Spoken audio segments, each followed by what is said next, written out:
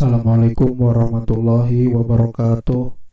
Kembali lagi di pembelajaran bahasa Indonesia, masih mengenai bab 1 yaitu teks deskripsi. Lanjutan materinya yaitu membahas tentang menyusun teks deskripsi. Nah, kemarin kalian sudah memahami apa itu teks deskripsi dan juga sudah menelaah strukturnya kebahasan teks deskripsi. Selanjutnya kalian akan mempelajari tentang langkah-langkah dalam menyusun teks deskripsi. Nah, yang mana kalian sudah ketahui kemarin definisi daripada teks deskripsi itu adalah merupakan gambaran tentang suatu hal yang dilukiskan sesuai dengan kondisi atau keadaan yang sebenarnya. Misalnya kita menggambarkan tentang suatu objek atau tempat pariwisata lainnya. Nah, jadi harus jelas digambarkan. Nah, lanjut daripada materinya yaitu mengenai tentang langkah-langkah dalam menyusun teks deskripsi. Nah, di dalam langkah-langkah menyusun teks deskripsi yaitu yang pertama menentukan tema. Nah, tema ini itu adalah menjadi dasar daripada isi cerita yang ada di bagian isi teks. Berbeda dengan judul. Nah, judul itu terletak di bagian atas sebagai kepala kerangka sebuah karangan. Nah, itu berbeda dengan tema.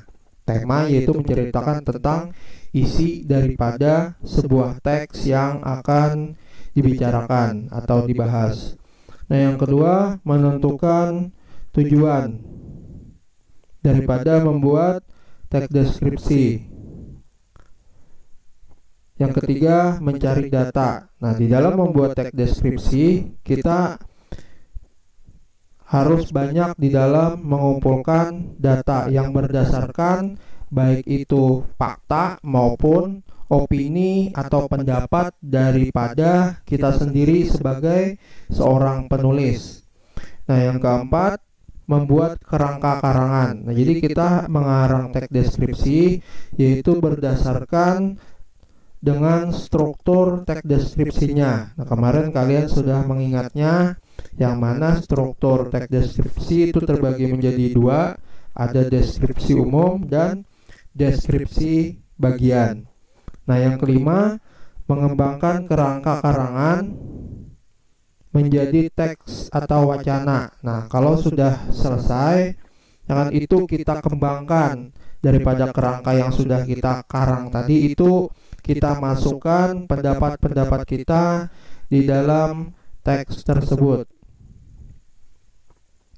Nah, di dalam menulis teks deskripsi itu juga kita bisa masukkan di dalam majalah atau koran atau brosur juga kita bisa masukkan, dan juga bisa kita gunakan sebagai sarana pembangun karya sastra. Misalnya kita menulis cerpen atau novel. Nah, ini berhubungan kepada watak atau tokohnya yang bisa kita gambarkan seperti itu.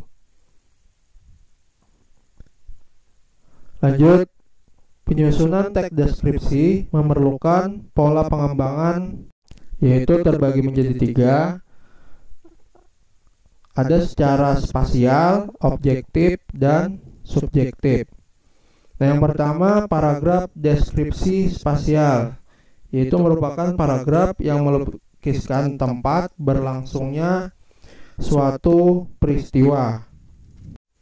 Jadi teks deskripsinya itu tergambar dengan jelas dalam pikiran dan perasaan si pembacanya. Jadi sebagai seorang pembaca sudah bisa memikirkan tentang deskripsi yang disampaikan. Contohnya, rak buku diletakkan dekat dengan dinding sebelah selatan, bersanding dengan sebuah pot berisi pohon anggrek putih yang seakan-akan menyatu dengan tembok yang dicat dengan warna hijau muda. Nah, seolah sebagai seorang pembaca kita sudah bisa membayangkan tentang objek tersebut. Ya, seperti itu. Nah, yang kedua, ada paragraf deskripsi objektif, yaitu paragraf yang menggambarkan suatu hal atau orang dengan menggunakan secara apa adanya. Nah, sehingga pembaca dapat membayangkan keadaannya. Nah, ini bisa dipandang melalui sebuah objek, yaitu orang. Contohnya, aku melihat Ina tengah berjalan sendirian di trotoar. Ia menggunakan baju biru muda dan rok hitam. Saat itu ia tergesa-gesa seperti sedang mengejar waktu. Nah, jadi seolah-olah sebagai pembaca sudah bisa memikirkan atau menghayalkan tentang sebuah objeknya, yaitu orang. Nah, yang ketiga, paragraf deskripsi objektif, yaitu merupakan paragraf yang disusun berdasarkan pandangan penulis. Dari berbagai sudut pandang dituangkan dalam paragraf yang merupakan hasil opini dari si penulis. Nah, ini berupa pendapat daripada si penulisnya, tetapi berdasarkan dengan faktanya. Jadi penulis itu berpendapat tapi berdasarkan dengan fakta. Nah, contohnya, Ibu Ratih adalah guru yang paling menyenangkan di sekolah kami. Beliau mengajar mata pelajaran bahasa Indonesia.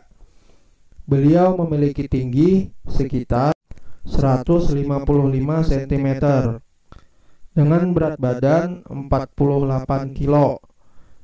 Ketika mengajar, beliau memakai kacamata berlensa kecil dengan frame warna coklat. Nah, kita sebagai pembaca seolah-olah seakan melihat, ya, bisa memikirkan, bisa menghayalkan tentang suatu objek. Nah, demikianlah untuk pertemuan kali ini. Mudah-mudahan ada manfaatnya.